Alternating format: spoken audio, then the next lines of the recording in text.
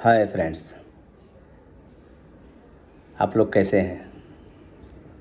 आज मैं आप लोगों से आपके चैनल लव पॉइंट के बारे में कुछ बताना चाहता हूँ। लव पॉइंट लव से रिलेटेड तमाम विषयों को दिखाएगा।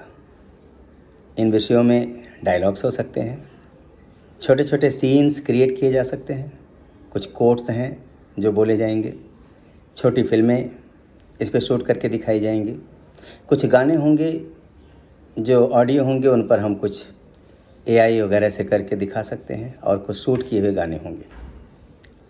इसके साथ साथ लव पर रेगुलर जो चलेगा वो चलेगा लव से रिलेटेड टिप्स।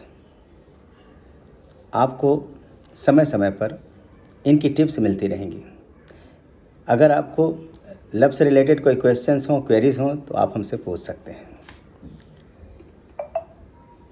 इस संसार की रचना जब से हुई है तब से, इसके शुरुआत से ही प्रेम या प्यार या लव ये प्रमुख रहा है।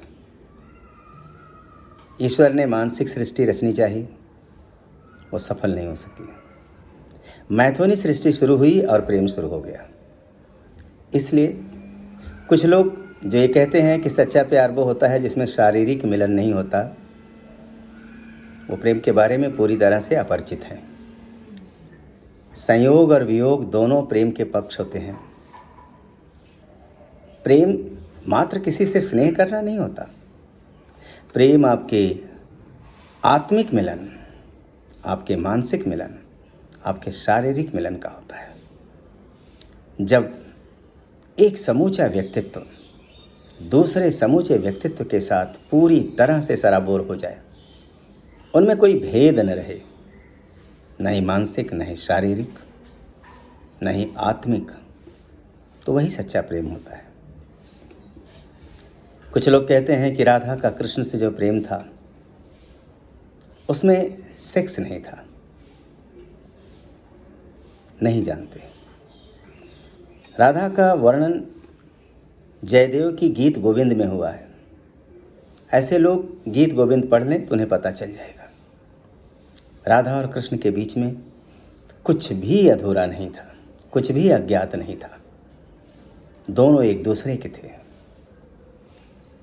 उन्होंने एक दूसरे के साथ रासलीला की थी, रास किया था, प्रेम किया था, समागम किया था, संसर्ग किया था। तो एक सच्चा प्यार जो होता है वो कंप्लीट तभी होता है जब किसी के लिए जीने और मरने की आप में क्षमता हो, मादा हो, इच्छा हो। कहते हैं कि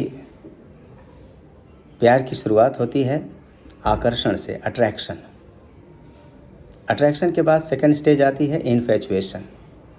किसी के लिए अपनी जान तक दे देना, उसके लिए कुछ भी कर देना। तीसरी स्टेज आती है सैक्रिफाइस, उसके लिए त्याग कर देना। और चौथा होता है डिवोशन, समर्पण। समर्पण किसका होता है? मन का, शरीर का, सबका।